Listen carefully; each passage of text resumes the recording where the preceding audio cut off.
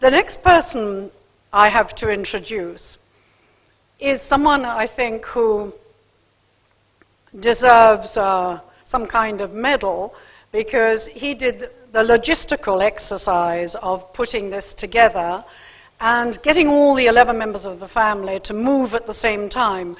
I think President Obama's got some quite difficult things to do at the moment in fields of war, but it's nothing beside what Etienne Hugel has had to do tonight to get these full of personality people with very busy schedules to be in one place at one time, and he's done it like a military exercise, but with enormous good humor.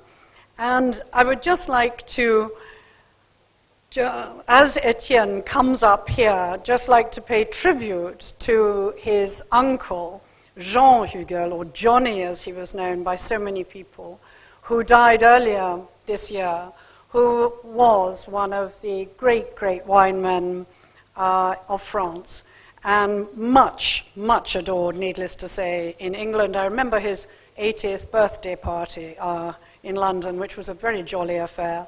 And Johnny would be extremely proud of his nephew, Etienne, for what he's achieved and the creation and the continuing tradition of making great wine at Hugel.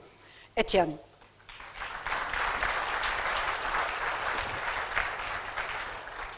Serena, you got me almost speechless.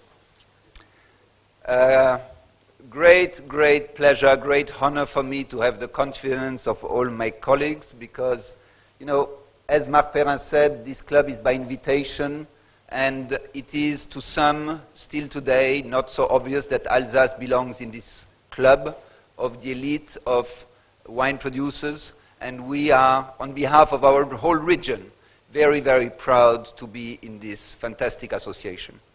I like to say we are one of the oldest in the association, other than the Antinoris, who are, I think, way ahead of all of us, which with 26th generation, I'm only the 12th.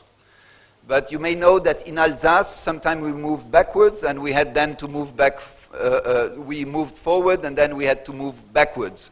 So, you know, it's one area, this one little area, which is now the bridge between two cultures, at last, of a peaceful Europe, but it was not always the case. And we will be talking about Europe tonight, because after all, PFV is Europe.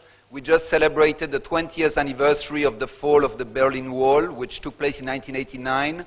A special year for us, not just a great vintage, but was also the 350th anniversary of our family business, and birth year of the next generation, who, just to be on the safe side, my son, who's the oldest boy of the 13th generation, we named after Johnny, so which is a good start in life. So we are tasting tonight Riesling, obviously.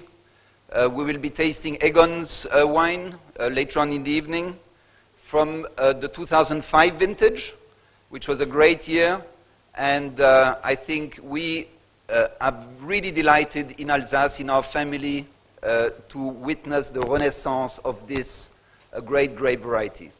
And, you know, I like to mention to Hubert, so he can supply a few more bottles, that when I go on vacation, usually I forget to bring my own wine, and I do also bring the wine that was once Sir Winston Churchill's favorite. Thank you very much.